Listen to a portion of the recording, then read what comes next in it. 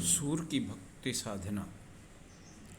सूर के भक्त व्यक्तित्व का रेखांकन करते समय विद्वानों ने उनकी भक्ति साधना को दो भागों में बांटा है। वल्लभाचार्य से मिलन के पूर्व भक्ति साधना का स्वरूप, मिलन के पश्चात भक्ति साधना का स्वरूप। वस्तुतः आचार्य वल्लभ से मिलन के पूर्व उन्होंने जिन पदों की रचना की थी उनमें उनके दैन्य या विनय भाव की प्रधानता है, किंतु वल्लभाचार्य से मिलने के पश्चात उन्होंने जिन पदों की सृजना की थी वे प्रायः हरि लीला से संबद्ध कहे गए हैं। इस दृष्टि से विचार करने पर मूलतः सूरदास के पदों को दो भागों में विभाजित किया जा सकता है। पहला विनय मूलक पद, दूसरा हरि लीला मूलक पद। विनय मूलक पदों में वर्ण विषय की दृष्टि से निम्नांकित विषयों पर विचार किया जाता है। वे पद जिनमें हठ योग और नाथ संप्रदाय का उल्लेख हुआ है।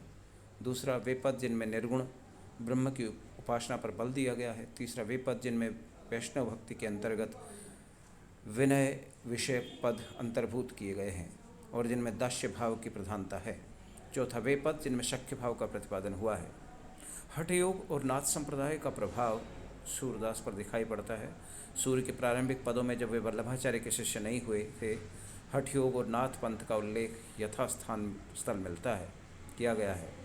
सत्य तो यह है कि बौद्ध धर्म का उदय पौराणिक धर्म की मान्यताओं, वर्णाश्रम धर्मजनित विकृतियों, जातिवाद की संकीर्णताओं के विरुद्ध हुआ था। अतः बौद्ध धर्म के अनुयायियों ने लोक भाषा में ही अलौकिक ज्ञान की चर्चा जिस ढंग से की उसे सर्वसाधारण से प्रसन्नता के साथ ग्रहण किया और पुरोहितों के कर्मकांड और उनकी याज्ञिक क्रियाओं की हिंसात्मक पद्धतियों के प्रति हृदय से अनास्था और घृणाभाव व्यक्त किया। फलतः परवर्ती सिद्धों नाथों ने अपनी भक्ति द्वारा पारंपरिक दृष्टि का पूर्ण विरोध किया और ब्राह्मण धर्म तथा वैदिक मर्यादाओं के समक्ष प्रश्न चिन्ह लगा दिए। लोग खुले ढंग से वेद और पुराण की निंदा करने लगे।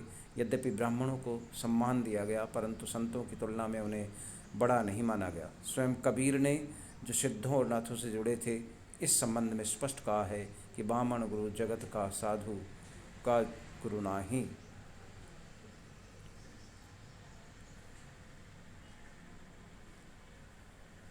यद्यपि यह तो नहीं कहा जा सकता कि सूरदास उस हठयोग और नाथ संप्रदाय से जुड़े हुए थे, परंतु परोक्षतः उसकी छाया उनकी रचनाओं में दृष्टिगत होती है। यही नहीं, उनके कुछ ऐसे पद मिले हैं जिनमें उन्होंने ऐसे संप्रदाय की निंदा भी की है, क्योंकि सगुणोपासक भक्त सामान्यतः कहा करते थे कि गोरख जगायो जोग भक्ति भगायो लोग। भक्ति मार्ग और साधना के पथ पर गुह्य बातों का निरूपण और हठ योग की जटिलता का ग्रहण इन भक्तों के लिए ग्राह्य नहीं था।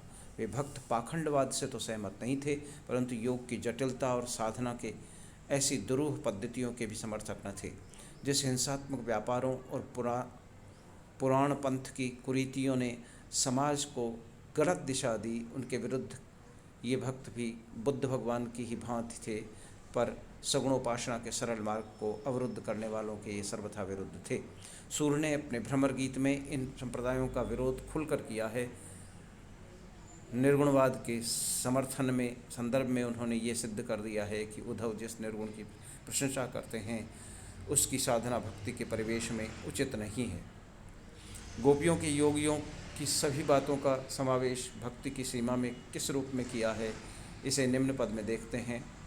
हम अली गोकुलनाथ आराध्यो, मन वच कर्म हरिसों धरि, पतिव्रत प्रेम योग पद तप साध्यो, मात पिता हित प्रीत निगम पथ, तज दुख सुख भ्रम नाख्यो, मान अपमान परम हित सो पोसी, अस्थिर स्थित मन राख्यो, सकुचासन कुलशील, करश करि जगत बंद करि वेदन, मान अपवाद पवन अवरोध, हित क्रम काम निकंदन, गुरुजन कान अगनि चहु दिश, नभ तरणी ताप बिनु देखे, पियत धूप उपहास जहाँ तह अपजस श्रवण अलेखे। इस पद में गोपियों ने कृष्ण के हेतु मनसा वाचा कर्मणा प्रेम योग की साधना की है। सूर्य ने अपने एक अन्य पद में भी इसी भाव की व्यंजना की है, जिसमें उद्धव के प्रति गोपियाँ कह रही हैं कि हे उद्धव, हमारे योग के समक्ष नाथपंथियों के योग को की क्या तुलना की जा सकती है। उद्धव करी रही हम जो, कहा ए तो बाद ठाने, देखी जो गोपी भोग, शील शैली केश मुद्रा कनक वीरी वीर, विरह भस्म चढ़ाए बैठी सहज कंथा चीर। निर्गुण ब्रह्म की उपासना पर इस प्रकार स्पष्ट है कि सूरदास के समक्ष समय तक नाथपंथी और हठ योगों का प्रबल प्रभाव बना हुआ था और जनसामान्य में इनका प्रचार प्रसार धड़ल्ले से हो रहा था। सूर्य और तुलसी ने स्पष्टतया समझ लिया था कि भक्ति के राजमार्ग को निर्गुण कांटों से नहीं ढूंढा जा सकता, अतः अपने पदों में इन भक्तों ने उक्त मार्ग की कटु आलोचना की है। सिद्धों और नाथपंथियों के प्रभाव को ग्रहण करके भी कबीर आदि संतों ने वैष्णव भक्ति आंदोलन से प्रभावित अपने मानस को निर्गुण ब्रह्म की भक्ति की ओर लगाया। यद्यपि कबीर ने सिद्धों और नाथों की बहुत सी बातों को अपनाया, फिर भी वैष्णव भक्तों के संपर्क में रहकर उन्होंने भक्ति तत्व, प्रेम, अनुभूति, सत्य और अहिंसा के गुणों की अवमानना नहीं की और स्थल स्तर पर इसकी महत्ता का प्रतिपादन किया। महात्मा सूरदास की वाणी पर कबीर की भाव, तन्मयता, प्रेमानुभूति और अहिंसा विषयक सिद्धांतों का स्पष्ट प्रभाव है। प्रेम के संबंध में जहाँ निर्गुण भक्त कबीर ने ये कहा है कि पोथी पढ़ पढ़ जग मुआ, पंडित भया न कोई, एके आखर पीव का पढ़े सो पंडित होय। वहीं सूर्य ने प्रेम स्वरूप की व्यंजना इन शब्दों में की है। प्रेम प्रेम ते होई, प्रेम ते पार ही पीवे, प्रेम बधो संसार, प्रेम परमारथ लहिए, एके निश्चय प्रेम को जीव मुक्ति रसाल, साचो निश्चय प्रेम को जो हरि मिले गोपाल। इन पंक्तियों से स्पष्ट है कि प्रेम के द्वारा ही प्रेम उत्कर्ष को प्राप्त होता है और प्रेम द्वारा ही परमार्थ की सिद्धि होती है। कबीर ने प्रेम भाव को उद्दीप्त करने वाले भावों में विरह भाव को अतिशय महत्व दिया है और इसी से कहा है कि बिरहा बुरहा जिन कहो बिरहा है सुल्तान। प्रेम के क्षेत्र में विरह का कितना महत्व है, इस तथ्य को सूर्य ने समझा था। इससे उन्होंने भी कहा कि उधो विरहो प्रेम करे, ज्यों बिन पुट पट गहतन, रंग ही पुट गहे रस ही परे। भक्ति के क्षेत्र में जाति पाति का झगड़ा मिट गया था और ये कहा जाता था कि जाति पात पूछे नहीं कोई, हरि को भजे सो हरि का होई। कबीर जैसे निर्गुणिया संत जाति पाति के घोर विरोधी थे। कबीर ने जातिवाद की संकीर्णता को दृष्टि में रखकर ही कहा था कि पांडे छूत कहाँ ते आई। कबीर आदि संतों के इन गुणों को सूर्य जैसे सगुणोपासक भक्तों ने भी अपनाया और इस संदर्भ में सूर्य ने इस प्रकार कहा कि राम भगत वत्सल निज जानो, जाति गोत कुल नाम गणत नहीं रंक होए के रानो। ब्रह्मादिक शिव कौन जाति प्रभु हों अजान नहीं जानो, ममता यहाँ जहाँ तहाँ प्रभु नाही, सो द्वेता क्यों मानो। वैष्णव भक्ति का प्रभाव सूर्य के विनय विषयक पदों में दास्य भाव की भक्ति का प्रतिपादन हुआ है। दास्य भाव को इस प्रकार की भक्ति तुलसीदास की विनय पत्रिका में देखने को मिलती है। वस्तुतः दास्य भाव की भक्ति में आलंबन की महत्ता और आश्रय की लघुता का निरूपण होता है। निश्चय ही वल्लभाचार्य से शिक्षा ग्रहण करने के कुछ के पूर्व सूरदास के विनय विषयक पदों में दास्य भाव की भक्ति की प्रधानता है। दास्य भाव की भक्ति के अंतर्गत वैष्णवों की विनय विषयक 7 भूमिकाओं के संकेत भी यथास्थल प्राप्त होते हैं। प्राय सभी वैष्णव भक्तों ने भक्ति को ज्ञान से उच्च स्थान प्रदान किया है, क्योंकि भक्ति में सबसे पहले भगवान विषयक रतिभाव का प्रादुर्भाव होता है।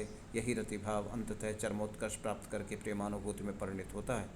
वैष्णव भक्तों ने इन प्रेम तत्व की अतिशय प्रशंसा की है। नारदीय भक्ति सूत्र में भक्ति के 11 भेद किए गए हैं, जो इस प्रकार है: गुण